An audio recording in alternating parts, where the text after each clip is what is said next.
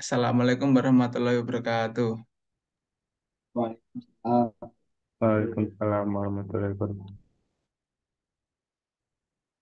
Ya, di sini saya Latif Rahman akan mulai workshop yaitu workshop Photoshop. Jadi kali ini saya akan menyampaikan materi mungkin seputar dasar-dasar dari Photoshop, lalu pada pemakaiannya di dalam perkuliahan arsitektur untuk apa saja. Yang pertama meliputi mungkin dari bikin panel seperti ini, dan yang kedua buat penyelesaian post rendering begitu ya. Jadi untuk materi yang pertama mungkin aku akan kenalkan tools-tools dari Photoshop dulu. Nah, bisa dilihat di sini ada berbagai banyak sekali tools dari Photoshop di sini. Saya coba kenalkan mulai dari menu-menunya di sini dulu aja. Kan di sini ada beberapa menu, ada file, edit, image, dan lain-lain. Dan masing-masing itu memiliki fungsinya sendiri-sendiri. Misalkan di menu file, menu file itu berhubungan dengan file buat bikin dokumen baru, buat membuka, menutup, nge-save, dan lain-lain. Lalu ada menu, di sini menu edit. Menu edit itu lebih ke bentuk-bentuk yang kita bikin di sini. Selanjutnya ada image. Image itu eh, bisa dibilang seperti kita mengedit di Lightroom ya. Ada tools-tools buat misal saturasi, eh, tone warna, dan lain-lain. Lalu menu selanjutnya ada menu layer. Nah, layer ini nanti akan aku jelaskan lebih lanjut dengan menu yang di sebelah sini, window di sebelah sini. Selanjutnya ada beberapa menu type, itu untuk type ketikan abjad, dan selanjutnya menu select. Select itu untuk seleksi. Lalu ada filter, efek-efek seperti itu. Ada 3D mulai di eh, Photoshop CC 2017 sepertinya ada menu 3D. Lalu view, view ini untuk menampilkan menu-menu yang mungkin belum disediakan. Lalu ada ini menu window ini. Nah, bisa dilihat di sini window-window yang akan dibuka juga. Dan yang terakhir ada help, help untuk bantuan di Photoshop. Yang pertama coba aku kenalkan dari yang paling kanan di sini. Ini adalah salah satu yang penting di Photoshop selain di tools-toolsnya ini, yaitu manajemen layer. Mungkin eh, kalau kita pernah memakai AutoCAD atau memakai SketchUp, kita tahu nanti layer itu seperti apa ya. Ya, jadi layer itu intinya adalah lapisan-lapisan. Jadi layer ada biar gambar-gambar kita tidak tertumpuk pada satu satu lapis saja. Misal di sini aku ngasih satu gambar gede, ini mungkin aku taruh di layer yang paling bawah. Jadi ketika aku pindahkan, gambar lain tidak akan eh, tertumpuk gambar ini seperti itu. Nah, dan manajemen layer seperti ini juga kita bisa pindahkan posisinya. Misal ada yang mau kita taruh di atas atau di bawahnya, misal seperti ini. Ini kan dia ada di bawah, aku taruh ke atas ya, misal paling atas seperti ini. Nah, dia akan menutupi semuanya. Nanti kita akan bahas lebih lanjut lagi pemakaiannya, sekalian kita prakteknya. Lalu selain layer, di sini juga ada yang namanya color. Di sini kita bisa memilih warna-warna dari sini untuk kita masukkan ke lembar kerja kita. Lalu ada channel, channel itu untuk seleksi, selection tool gitu. Nah, di sini ada type. Jadi type itu untuk mengedit teks tulisan seperti ini. Nah, ada juga properties gitu, dan beberapa menu lain yang sebenarnya banyak banget. Dan aku akan jelaskan nanti yang basic-basic kita perlukan dalam mengedit panel seperti ini. Nah, di sini ada namanya toolbox. Di dalam toolbox ini ada tool atau tombol-tombol yang biasa dipakai di Photoshop. Dan ini ada banyak banget. Sebenarnya kita tidak perlu memakai semua. Dan aku akan lebih mudah menjelaskan juga karena mulai di Photoshop yang versi 2020 sepertinya itu setiap kita mengarahkan kursornya nanti ada preview itu tools digunakan untuk apa saja dan bagaimana caranya. Yang pertama yang paling penting tools yaitu move tool. Ya untuk menggerakkan menggerakkan objek-objek, memindahkan gitu. Nah, dan cara memakainya tinggal diklik lalu di drag seperti itu. Lalu ini ada selection tool. Nah, selection tool di Photoshop banyak macamnya. Ada yang kotak, bundar, ada juga yang bisa nyeleksi bebas seperti itu, dan ada juga yang bisa mengikuti bentuk objeknya. Nah, ini rectangular marquee tool, dia akan menyeleksi berbentuk kotak. Nah, dan jika kita klik tahan di sini akan muncul 4 opsional seperti ini. Nah, biasanya saya memakai yang kalau nggak rektangular, yang vertikal seperti ini. Ini bisa kelihatan di sini ada titik-titik itu berarti dia terseleksi. Selection itu gunanya untuk apa? Misal nanti kita mau menghilang-hilangkan objek gitu ya, atau memilih objek kecil-kecil. Lalu aku lanjutin, ini masih bagian dari tool seleksi juga.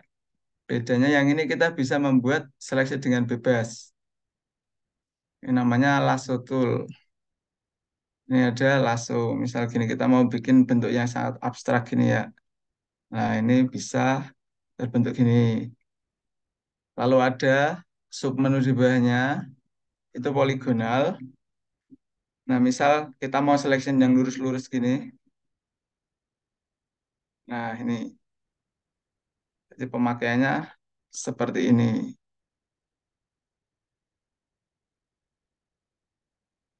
Untuk mematikan seleksi, kalian bisa klik di menu select ini dan bisa di deselect atau di CTRL-D, nanti dia mati. Nah, ini. Ada juga satu lagi yang lumayan sering dipakai, yaitu magnetic lasso tool. Dia otomatis akan nyeleksi. Contohnya, aku klik di sini aja. Nah, terus aku gerak nganan ngiri seperti ini. Dia akan otomatis ngikuti objek yang aku gerakkan di sini. Jadi, aku misal cuma mau nyeleksi yang ini. Dan, nah ini aku dapat bentuknya seperti ini. Otomatis gitu. Nah, aku lanjutin di quick selection tool. Nah, ini lebih instan daripada yang tadi. Misal aku mau select satu warna aja, misal yang warna ini ya. Klik, oh maaf, salah layer. Jadi kalau selection itu harus di layer yang sama ya. Nah, misal ini. Nah, otomatis satu area yang warnanya sama, aku select semua. Misal yang ini, tanah ini, lah gini, itu ke select semua gitu. Itu namanya Magic Wand Tool. Lalu lanjut lagi ada crop. Lah, crop ini fungsinya buat nge-crop lembar kerja. Jadi bukan cuma buat nge-crop foto ya. Misal lembar kerja kita segini, aku crop ini, lah, tapi mau segini aja setengahnya atau seberapanya itu bisa. Jadi hati-hati kalau menggunakan crop tool nanti kamu bisa mengubah lembar kerja kalian gitu. Aku lanjutkan ke eyedropper. Eyedropper itu fungsinya untuk mencari warna dari gambar yang kita masukkan ke sini. Misal, aku mau nyari warna yang seperti ini, tapi aku nggak tahu kalau nyari di palet ini, dia di sebelah mana. Jadi aku tinggal klik aja. Nah, dia udah dapat warnanya. Dan otomatis masuk ke color yang sini. Lalu aku lanjutin lagi ke beberapa tools yang sering dipakai. Nah, ini ada patch tool. Biasanya kalau kita lihat apa sering di Twitter atau di TikTok itu orang menghilangkan objek yang ganggu kayak kaki atau apa gitu. Nah, kita bisa pakai patch tool ini untuk menghilangkan beberapa objek itu. Ada lagi brush. Nah, brush tool itu fungsinya seperti kita menggambar. biasanya brush tool ini sering dipakai kalau kita punya pen tablet gitu. Jadi kan, nah kita bikin seperti ini, garis-garis seperti ini, bisa leluasa seperti itu. Tapi kalau tidak punya pen tablet pun masih ada beberapa kegunaan lain dari brush tool juga selain untuk menggambar. Coba aku lanjutkan ke tools yang lain. Ada di sini selain brush tadi kita punya eraser. Jadi misal kita brush gini dan ngerasa ada yang harus dihapus, kita bisa pakai eraser tool. Nah, ini kan kecil banget. Cara membesarkannya itu klik tombol di bawah, di samping P ini, apa namanya, eh, kurung perawalin bisa dibesarkan. Nah, seperti ini. Bisa juga dikecilkan. Ini. Itu berlaku di brush tadi juga. Misal kita besarkan, nah, atau kita kecilkan. Nah, itu.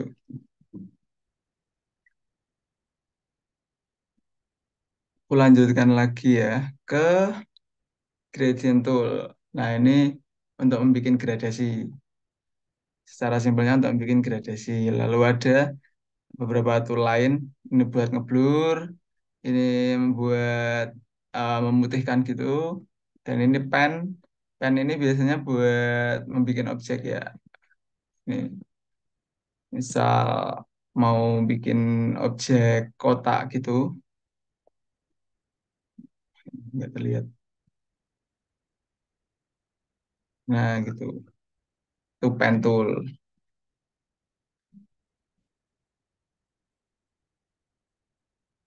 Terus ini ada type tool. Type tool itu untuk membuat teks.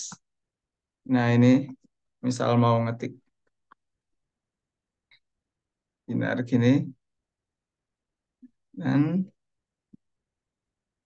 jangan lupa dicentang.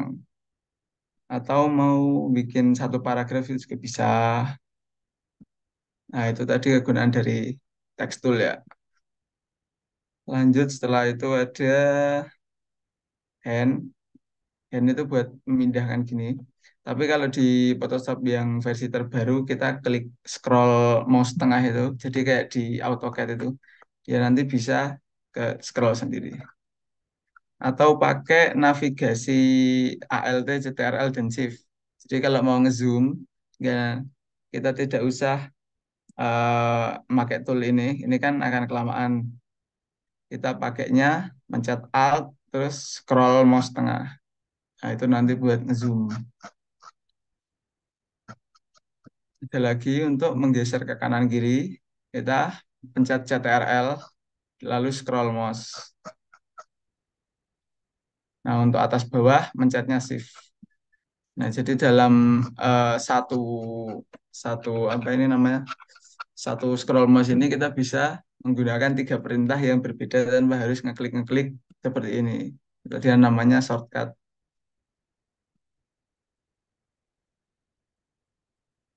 Dan yang terakhir, ini ada yang namanya color, foreground sama background color. Itu foreground itu warna depan, maksudnya misal kita pakai brush tool tadi ya, kita pakai brush tool. Kan warnanya kan seperti ini. Kita mau ganti, kita gantinya dari sini. Diklik, kita cari warna yang kita mau. Nah, kalau yang background tool buat apa? Itu background tool kita akan lebih gunakan di selection tadi. Itu aku akan praktekkan habis ini aja. Dan ini pun warnanya bisa dibolak-balik. Jadi kalian bisa menguasai dua warna di satu kali satu kali kerja gini. Jadi nggak usah cari warna yang tadi lagi gitu. Sekarang ini aku menyiapkan contoh ya buat eh, paneling yang bisa dibilang sangat sederhana untuk contoh webinar kali ini, dan juga satu lagi untuk pengolahan hasil rendering. Jadi aku mau coba dulu di paneling aja mungkin ya, atau di sampel anu saja. Maaf. Aku coba di pengolahan hasil rendering dulu saja. Nanti kita coba masukkan hasilnya ke sini. Jadi mungkin kadang kita kalau ngerender di Enscape atau V-Ray dan lain-lain mungkin eh bisa dikatakan kadang langitnya kurang bagus atau bagaimana gitu, atau material kurang tampak, atau misal ini kan ini aku hasil render dari Enscape lumayan polos materialnya, nggak terlalu banyak refleksi, nggak terlalu banyak orang dan lain-lain gitu. Nah, aku mutusin buat melakukan post rendering di Photoshop. Jadi tahapannya itu misal aku coba dari awal ya. Nah, workflow-nya seperti ini. Kita bikin new file dulu. Nah, saat kita membuat file baru, nanti ada pilihan di sini. Ini adalah template-template yang mau kita gunakan. Mungkin ukurannya A3 atau A4 atau A5. Aku mau coba pakai A3. Dan di sini kita bisa ngatur. Kalau misal kita nggak mau pakai ukuran template, kita bisa ngatur kata ke tinggiannya berapa dan resolusinya berapa begitu. Ini aku pakai resolusi di 300 biasanya biar terlihat. Nah, ini orientasi misal mau potret atau landscape, aku mau pakai yang landscape. Dan ini satuannya bisa pakai milimeter, sentimeter dan lain-lain. Terus ini bisa sesuai template aja. Klik artboard jangan lupa biar nanti kalau mau nambah lembar kerja baru bisa ditambah. Lalu klik di create ini. Sekarang kita coba masukkan gambarnya ya. Nah, caranya eh, pakai cara yang biasanya kita di file terus hmm, open seperti ini. Nah, kita bisa milih yang mau kita buka yang mana, misalnya yang ini. Nah, kan dia akan terbuka di tempat yang baru. Nah, cara untuk memindahkan ke artboard yang ini, kita bisa klik dan drag. Nah, kadang nggak bisa di drag karena layar itu terkunci. Nah, cara untuk mematikan kuncinya itu bisa diklik yang ini atau yang ini. Nah, ini. Nah, habis itu layarnya bisa bebas kita gerakan kemana-mana. Misal kita mau pindahkan ke sini, kita drag, nah drop ke sini.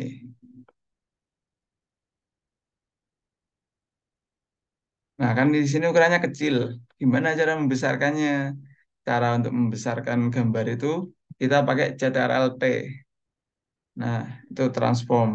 Atau bisa juga di image, maaf nah ini CTRL-T aja. Aku lupa soalnya.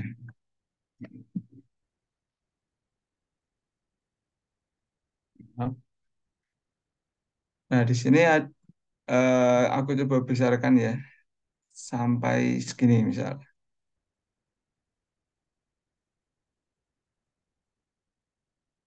Nah, setelah itu jangan lupa klik tanda centang di sini untuk mengiyakan hasil transform kita. Dan kalau nggak jadi, misal mau ngulang dari awal, nah kita tinggal pencet tombol yang ini, yang coret ini. Nah, bisa dilihat di sini, ini kan gambar kita polos seperti ini.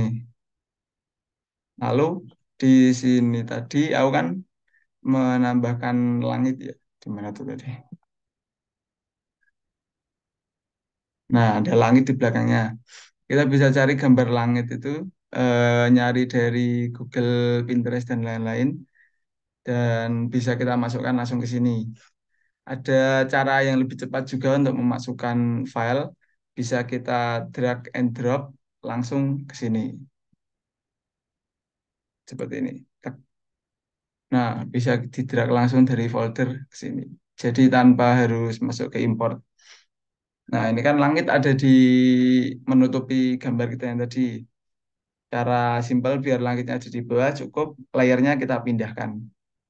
Nah, dan jadi seperti ini. Misal kita merasa warnanya belum cocok di layer 2 tadi, aku namakan render ya. kita bisa ubah warnanya di image, adjustment, bisa kita pilih, aku biasanya mulai dulu dari brightness kontrasnya, aku coba naikin brightnessnya biar sesuai backgroundku, dan kontrasnya naikkan. Nah, sebenarnya itu selera saja kita bisa pakai macam-macam pengaturan di sini, bisa pakai ngatur exposure, ngatur warna dan lain-lain.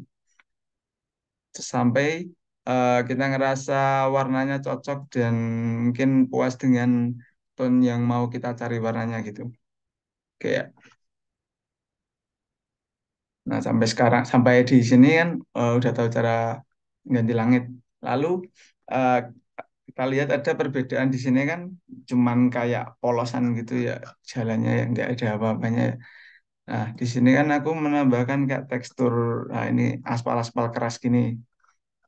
Nah, itu cara simpelnya seperti yang tadi aku bilang, apa tadi namanya, selection dan masking. Coba kita buka gambar kita tadi. Aku nyari yang namanya aspal tekstur gitu. Dan aku langsung drag and drop, aku masukin ke sini. Kan kelihatan teksturnya besar-besar gitu. Kan nggak mungkin juga aspal teksturnya sebesar itu. Jadi nanti aku kecilkan ukurannya. Sudah. Nah, kan ini kecil. Kalau kita panjangkan nanti kan teksturnya juga jadi aneh. Jadi aku copy. Cara copy layer itu bisa langsung di drag di sini ya. Ditambahkan ini. Nah, aku copy menjadi 3 layer. Terus ketiganya ini aku gabungkan. Caranya kita select layer yang mau kita gabungkan, terus klik CTRL-E. Otomatis layernya sudah tergabung. Nah, gini. Nah, gimana caranya buat memasukkan tekstur di sini ke yang ini? Caranya yaitu kita selection dulu yang bawah ini. Kan tadi ada berbagai macam tool buat selection ya. Bisa kita pakai ini lasso tool gini. Bisa kita pakai magic wand biar warna yang sama kepilih. Nah, seperti ini. Bisa juga kita selection otomatis pakai ini lasso tool. Nah, seperti ini dijalankan. Nah, gitu. Itu tergantung preferensi kita maunya selection yang seperti apa. Aku mau pakai magic wand tool tadi. Nah, ini. Lalu, nah kan ini selection udah terlihat kita mau selection seperti apa. Terus yang di sini, di layer aspal tadi, kita jadikan masking ya. Nah, itu caranya klik yang ini, yang ada kotak terus ada bulatan tengah itu, tinggal diklik aja. Nah, otomatis langsung masuk gini. Masking itu fungsinya biar kita tidak usah menghapus sisa-sisanya. Misalkan kita, coba aku ulang ya. Misal kita hapus, nah seperti ini. Misal kita hapus ya di yang luarnya ini ya, pakai eraser atau bisa langsung di delete gini. Nah, misal kita pindah-pindah gini kan, kita ngeredonya susah, harus pakai beberapa cara yang agak rumit. Jadi cara paling gampang adalah seperti tadi kita buat masking. Nah, misal kita mau ngeredo, misal kita turunkan. Lah, ini aku ada kekurangan, aku mau ngeredo yang bagian ini. Nah, caranya cukup mudah. Ini kan tadi ada brush tool dan tadi ada yang hitam putih color swatch yang di sini. Kita klik. Nah, warna hitam itu buat menutupi. Oh, maaf. Kita klik di sini layernya. Nah, warna hitam itu buat, nah seperti penghapus gitu loh. Dan warna putih yang gini. Lah ini salah lagi. Jangan lupa kliknya di masking layer masking yang hitam ini ya. Ini buat, nah kita nge-reveal yang warna yang objek yang kita hilangkan tadi. Nah, ini kan belum terlihat menyatu banget dengan gambar kita. Cara mudahnya di sini di atas layar, yang ada tulisan normal ini namanya blending mode. Nah, kita bisa ngeblendkan tekstur kita. Kita blend mau seperti apa bentuknya, seperti apa kelihatannya. Misal kita scroll aja yang kira-kira paling cocok, yang mana. Aku mau pakai yang multiply ini. Lalu kalau dirasa mungkin terlalu gelap atau terlalu terang, kita bisa mainkan opacity atau ketebalannya di sini. Nah, ini udah terlihat agak mending. Nah, seperti ini. Lalu di punya aku tadi kan ada orangnya gini ya, ada orang jalan gini. Nah, aku lebih suka, terus terang lebih suka pakai orang yang aku masukin dari Photoshop daripada pakai orang-orangan 3D di Inkscape karena kurang terlihat real. Jadi caranya ngasih orang-orangan seperti tadi itu sama, kita masukkan, bisa di drag langsung dari situ, atau karena aku lupa filenya di mana, aku coba drag orangnya dari sini ya. Langsung aku masukkan ke sini.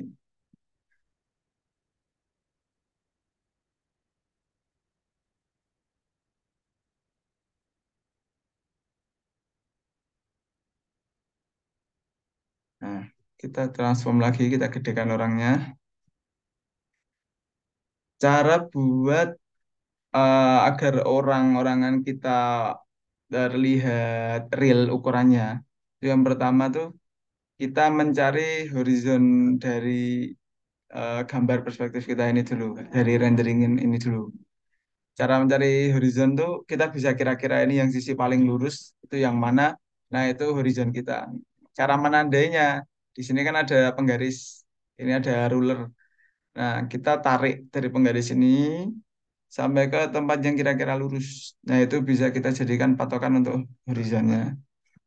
Agar orangnya terlihat proporsional, biasanya kalau ngebar perspektif kan leher orang itu harus pas di horizon. Jadi seperti ini. Misal kita ada dua orang ya.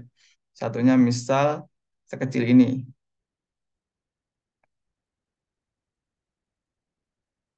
dan satunya lagi sebesar ini. Jadi orang-orangannya akan tetap terlihat skalatis dan runtut ukurannya walaupun dia ada di titik jauh yang berbeda gitu. Nah, lalu di sini bisa dilihat aku agak kasih blur-blur sedikit ke orang-orangannya kan. Nah, itu caranya bisa kita cari dari filter tadi. Filter, cari di blur ini, dan pakai motion blur. Nah, dasar aku ngasih efek yang seperti ini kan karena misal kita memfoto suatu objek kan tidak ada objek manusia yang benar-benar diam kalau kita ngefoto candid gitu loh. Jadi aku kasih efek kayak motion blur seperti ini. Dan coba aku praktekin ke yang lainnya juga ya. Biasanya habis kita ngeklik efek di sini nanti ada efek lain, apa efek yang kita pakai tadi bisa langsung diklik. Oke. Yang ini mungkin nggak aku blur aja ya. Nah, terus ibu-ibu yang di sini kan terlihat ngambang. Biasanya kan ibu-ibu berjalan kan ada bayangannya. Kalau nggak kan bukan ibu-ibu. Cara nambahkan bayangan di sini biar terlihat seperti ibu-ibu. Kita duplikat dulu layer yang tadi. Lalu kita kita ubah layer ini jadi layer biasa. Kalau di sini ada gambar kotak, apa ini gambar file ini, itu tandanya layer kita nggak bisa kita apa-apain. Misal mau kita brush, nah ini nggak bisa. Kenapa? Karena layernya dia ada layer raster istilahnya, bukan layer yang editable. Caranya gampang, bisa kita klik kanan, terus nah rasterize layer. Lalu CTRL-T. Nah, kita transform ibunya ini biar agak menempel ke tanah. Kan kalau kita transform biasa kan tidak bisa karena dia cuma ngubah eh, apa namanya tinggi rendah dari si ibu-ibu ini. Nah, kita coba klik kanan ke transformnya. Lah ini ada pilihan scale, rotate, scale, distort, perspektif. Kita bisa coba satu-satu gitu. Perspektif kan, nah dia bisa di transform berbentuk perspektif gini. Ini coba aku agak ngasal aja, bikin supaya ibu-ibunya dia kelihatan seperti bayangan di tanah. Misal gini ya, kita ibarat aja mataharinya dari belakang. Nah, lalu kita ubah tingkat warnanya biar jadi hitam, biar ibu-ibunya jadi hitam. Ubahnya dari image adjustment level. Nah, kita hitamkan ibu-ibunya. Nah, udah ibunya jadi hitam. Nah, bayangan kan nggak mungkin selancip itu, kecuali lampunya benar-benar di belakang kita. Caranya sama, kita kasih blur lagi. Tapi kali ini pakainya bukan motion blur, cuman kita pakai yang Gaussian blur kan. Nah, kita naikkan tingkat blurnya sampai ya kita rasa cocok. Aku mau di 4,5 piksel ini. Terus kita ubah opacity-nya dan fill warnanya agar eh, terlihat seril dan senyata mungkin seperti ibu-ibu berjalan dan ada bayangan pada umumnya. Nah, seperti itu. Dan kalau udah dirasa selesai, kita bisa save. Harusnya save itu proses di awal karena mungkin menghindari yang tidak-tidak, nanti tiba-tiba file korup dan filenya hilang. Aku menyarankan kita save di awal aja. Misal aku menamakan ibu jalan ke pasar ya, ke terminal maaf. Lalu kita bisa save. Oke. Nah, tadi itu cara nge-save buat format Photoshop. Nanti ada tulisannya format file .psd ini. Nah, kalau kita mau bikin jadi JPEG, jadi file gambar, kita bisa ekspor aja. Misal ini, di ekspor dan Artboard to file. Nah, di sini ada pilihan filenya, kita mau JPEG, PDF, PNG. Aku mau milih yang JPEG, sedangkan ini terus di run aja. Nanti diproses otomatis. Nah, kalau udah ada notifnya, sukses. Sekarang kita coba masukin ibu-ibu tadi ke bikin paneling yang seperti ini ya. Caranya sama kalau kita mau buat file baru, file, new, lalu kita cari template yang cocok atau bikin template sendiri. Aku langsung nembak ukuran A3 297 kali 420 mm di resolusi 300 piksel per inci dan langsung aku bikin aja. Jadinya seperti ini. Ketika membuat paneling, yang paling awal harus dibikin itu sebenarnya kita merencanakan layout. Nah, ini aku bikin garis-garis grid tadi. Ini tujuannya untuk merencanakan layoutku mau kayak gimana. Ketika kita membuat paneling kan kita tahu harusnya gambar-gambar hasil render apa aja yang udah kita punya dan mau kita apa mau kita masukkan ke dalam sini. Nah, kita bisa planning, misal kita yang atas mau kasih judul dan pengantar dulu. Ini desain ini adalah ini dengan pendekatan begini, begini, begini. Lalu di sebelahnya kita langsung sertakan Dena seperti itu. Dan layout-layout paneling kan bebas. Kita bebas bikin paneling yang seperti apa. Cara bikin yang seperti tadi, kita bisa tarik dari ruler tadi ya, seperti saat kita cari horizon tadi. Biasanya aku nyari titik tengahnya dulu. Karena di sini di Photoshop kita nggak bisa ngetik kita mau bikin guide grid yang seberapa. Jadi kadang aku ngasal aja. Ini misal gini aku bagi-bagi dulu gridnya. Ya. Lalu aku mau kasih gambar di bawah kan, karena gambar mesti agak besar, jadi aku besarin aja. Misal grid yang bawah segini, yang atas mungkin segini aja, dan yang tengah agak aku kecilin karena tadi kita mewadai gambar-gambar ini ya. Nah, lalu kita yang pertama harusnya ngasih background dulu. Nah, ngasih background tuh karena ini sebenarnya udah putih. Tapi ini putih karena memang tidak ada apa-apa. Jadi kalau kita ekspor PNG, nah nanti putih di belakang kan hilang semua.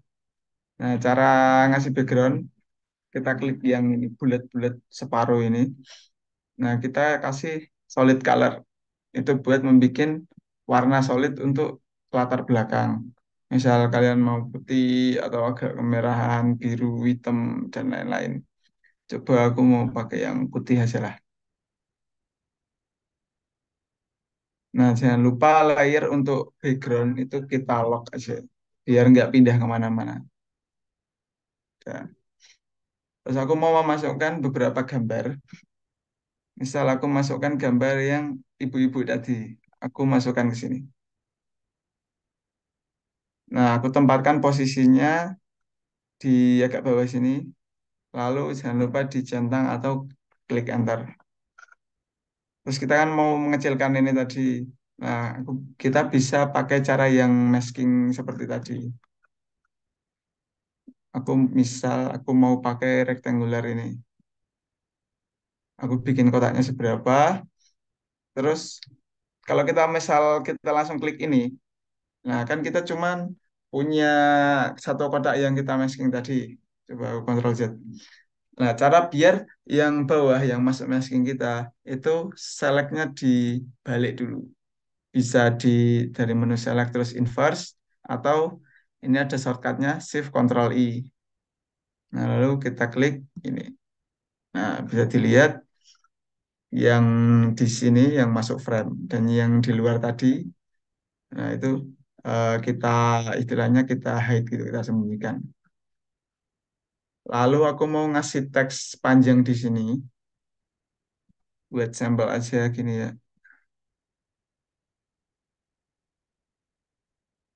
Oh, nggak kelihatan. Warnanya putih sepertinya. Warnanya aku ubah hitam.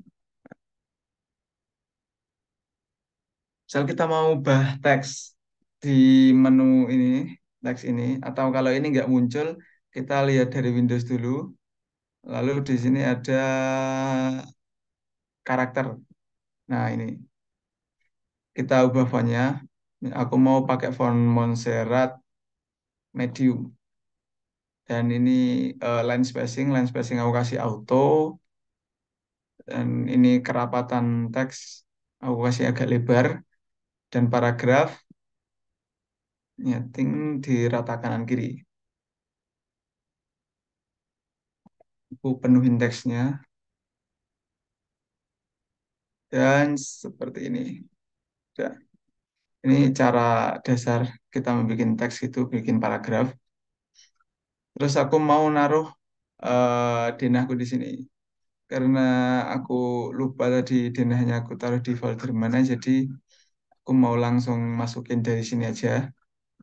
Selain bisa di drag ke sini, kita juga bisa misal di Ctrl C terus Ctrl V. Nah, ini langsung kita munculkan denahnya. Nah, ini kan agak menutupi gini. Ini aku pindahkan denahnya agak ke bawah. Nah, dan ini teksnya, kotaknya aku kecilkan ya. Nah, segini.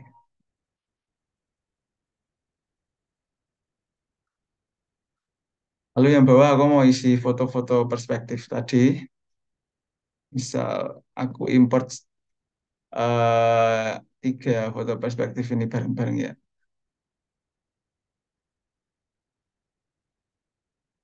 Dicentang, centang, centang.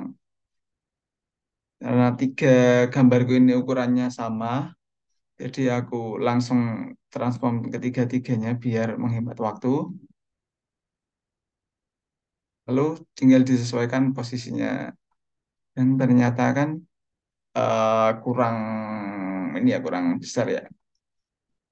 Coba kita kecilkan aja tadi di masking gitu.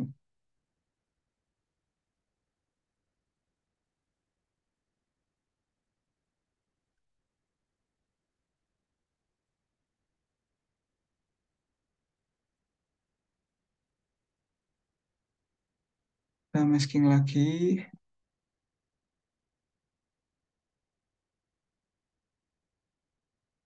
Yang terakhir, coba ini agak kecil aja.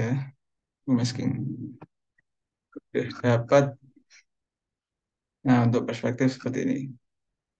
Lalu, aku mau ngimport yang ini. Dan sisanya kan kita bisa lanjutkan seperti biasa. Bisa tinggal dimasukkan.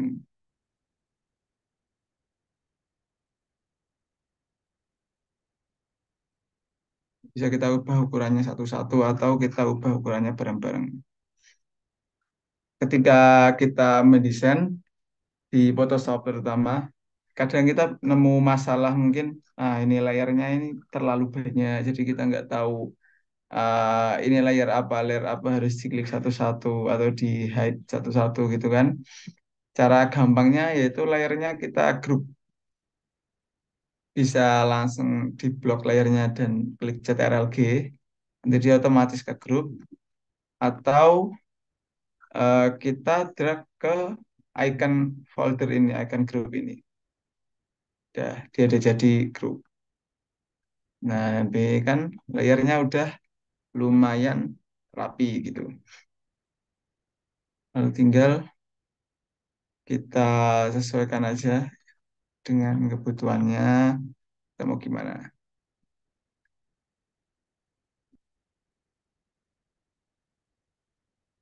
Nah, bisa dilihat di sini. Kan layarku kelihatan warna-warni gitu.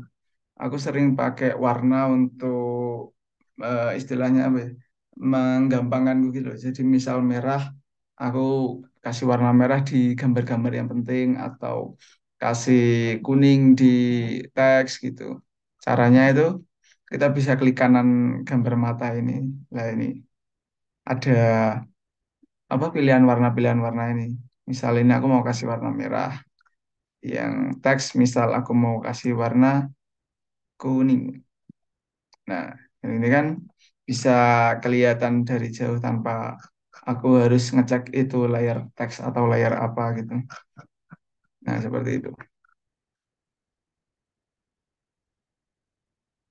Nah, dan kalau sudah, kita juga bisa langsung ekspor filenya. Ekspor, kita misal mau langsung jadi PDF ya, karena kan biasanya untuk mengumpulkan sayembara dan paneling kan filenya PDF. Nah, kita atur PDF-nya. Biasanya jangan lupa diklik di artboard content only ini karena kalau misal ada gambarmu yang agak meleset jauh ke sini nanti dia akan masuk ke PDF-mu. Jadi yang di dalam artboard aja. Itu kita namakan namanya, terus lokasi yang save-nya di mana, oke, tinggal di run.